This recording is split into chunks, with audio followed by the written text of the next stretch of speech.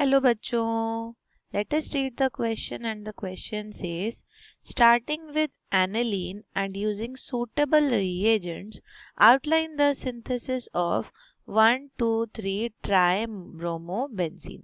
तो आपको बताना है 1,2,3 ट्राइब्रोमोबेंजीन कैसे बनाएंगे फ्रॉम एनिलीन। ओके, तो इसको करने से पहले देख लेते हैं इसके की कंसेप्ट को। और की कंसेप्ट में आपको सिर्फ एक ही चीज याद रखनी है कि कभी भी कोई मल्टी स्टेप कन्वर्जन रिएक्शन हो तो आपको उसका स्ट्रक्चर सबसे पहले बनाना आना चाहिए। तो हम पहले रिएक्टेंट क्या है, रिएक्टेंट साइड पे आपके पास है aniline, this is your aniline. और प्रोडक्ट साइड पे आपके पास क्या है 1,2,3 ट्राइब्रोमोबेंजीन, यानी बेंजीन पोजीशन पे आपके फर्स्ट सेकेंड और थर्ड। तो यहाँ से मैं 1 लेती हूँ, 2 लेती हूँ और ये 3 लेती हूँ। 1,2,3 ट्राइब्रोमोबेंजीन, ये आपको अपने फाइनल प्रोडक्ट में चाहिए। 1,2,3 ट्राइब्रोमोबेंजीन। तो जब हम स्ट्रक्चर ड्रॉ कर लेते हैं तब हमारे पास एक क्लियर पिक्चर आता है कि एग्जैक्टली हमें कैसे प्रोसीड करना है। तो डेफिनेटली ये सिंगल स्टेप रिएक्शन तो नहीं हो सकता, इसको मल्टी स्टेप ही करना है। और आपको ध्यान में ये भी रखना है कि यहाँ पर जो हम NH2 ले रहे हैं वो भी फर्दर कन्वर्ट हो रहा है आपके ब्रोमीन में।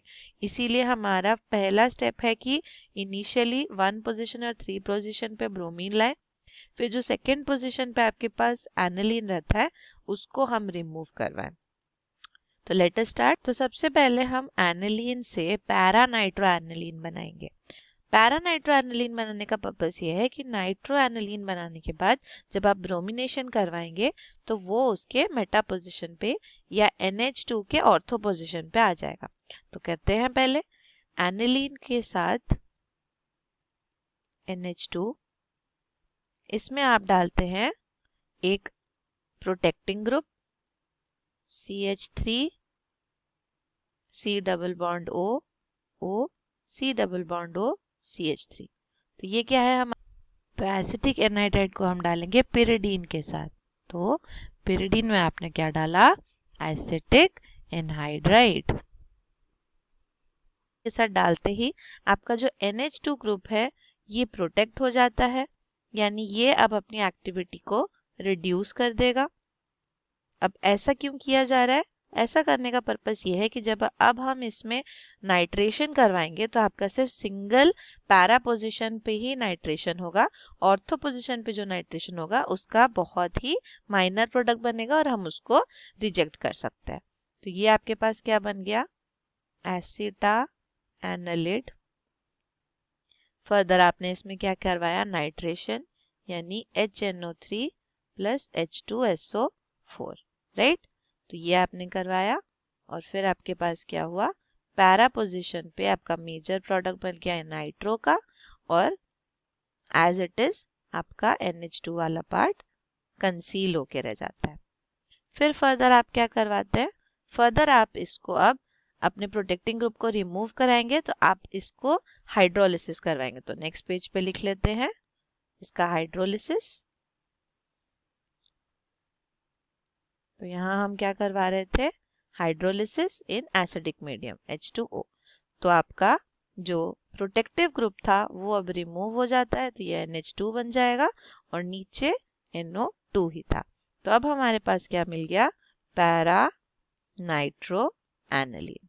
तो पैरा नाइट्रो एनिलीन बनाने के बाद अब हम यहाँ से ब्रोमिनेशन स्टार्ट कर सकते हैं सो दैट हमें हमारा आगे का प्रोडक्ट मिले। तो हमने अब इसका करवाया ब्रोमिनेशन इन CH3COOH एसिटिक एसिड के प्रेजेंस में। तो एसिटिक एसिड के प्रेजेंस में NH2 के जो ऑर्थो पोजीशन है, यानी ये वाला पोजीशन और ये वाला पोजीशन, यहाँ ब्रोमीन लग जाता है और पैरा पोजीशन में nitro group as it is रहेगा। अब नाइट्रो ग्रुप को रिमूव कराने के लिए सबसे पहले हम इसको क्या करवाएंगे, इसका डायजोटाइज प्रोडक्ट बनाएंगे। और डायजोटाइज प्रोडक्ट बनाने के बाद पहले हम NH2 को डायजोटाइज प्रोडक्ट बना के ब्रोमीन करेंगे और फिर हम NO2 को डायजोटाइज करवा के उसको रिमूव करेंगे। तो देखते हैं स्टेप बाय स्टेप। सबसे पहले हम क्या करते हैं, NH2 का डायजोटाइजेशन कराते हैं, NaNO2 प्लस HCl।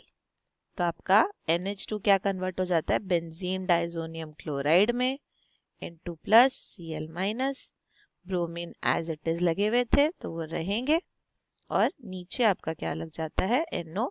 तो ये क्या है आपका डायएजोटाइज्ड या डायएजोटाइजेशन, यहाँ लिख लेते हैं।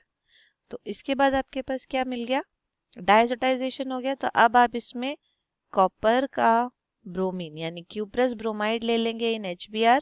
तो आपका जो N2 प्लस Cl माइनस है ये अगेन कन्वर्ट हो जाएगा किसमें, ब्रोमीन में। तो यहाँ पे आपका लग गया ब्रोमीन, और साइड में तो जो ब्रोमीन थे वो रहेंगे ही, और नीचे आपके पास क्या बन गया NO2। अब हमारे पास ऑलमोस्ट हमारा 1 2 3 ट्राई ब्रोमो का स्ट्रक्चर आ गया। बस हमें ये NO2 ग्रुप को रिमूव करना है। तो NO2 ग्रुप रिमूव करने के लिए अगेन इसको हम डायजोटाइज करेंगे। तो डायजोटाइज करने के लिए NH2 चाहिए, तो NH2 बनाने के लिए हम इसकी रिडक्शन करवाएंगे। तो यहाँ लिख देते हैं रिडक्शन। किससे रिडक्शन करवाएंगे, with zinc and HCl, zinc plus HCl। तो जिंक प्लस HCl डालते ही क्या हो जाता है रिएक्शन, आपका ब्रोमीन कुछ रिएक्ट नहीं करेगा, वो एज इट इज रहेगा, और NO2 अब क्या बन जाता है NH2 में रिड्यूस हो जाता है। NH2 को फिर फर्दर हम क्या कर सकते हैं, अब डायजोटाइज करवा सकते हैं। तो यहाँ लिख देते हैं NeNO2 प्लस HCl। तो यहाँ क्या हो गया, ये डायएजोटाइज्ड। तो डायजोटाइज होने के बाद क्या बन गया, अब ये यहाँ ब्रोमीन एज इट इज रहेंगे, और NH2 अब क्या बन गया N2 प्लस Cl माइनस। ये आपका बन गया डायएजोटाइज प्रोडक्ट। अब हमको सिर्फ इस ग्रुप को रिमूव करना है। तो कंप्लीटली रिमूव करके यहाँ हाइड्रोजन लगाने के लिए हम इसको रिएक्ट करवाते हैं H3PO2 के साथ। H3PO2 के साथ इसका डीएमिनेशन करवाएंगे। तो उसको लिख लेते हैं नेक्स्ट पेज पे। तो यहाँ से हम लोग इसको कंटिन्यू कर रहे हैं। ये था आपका 1 2 3 ट्राई ब्रोमो तक, और नीचे था आपके पास N2 प्लस Cl माइनस। इसमें आपने क्या किया, H3PO2 इन H प्लस इसको डाला, तो आपका क्या हो जाएगा, ये डीएमिनेशन। यानी जो आपका N2 plus Cl minus part है ये रिमूव हो जाएगा। तो अब आपके पास क्या हो जाएगा, वहां पे एक H आके लग जाएगा, और बाकी सब जगह पे आपके ब्रोमीन रहेगा।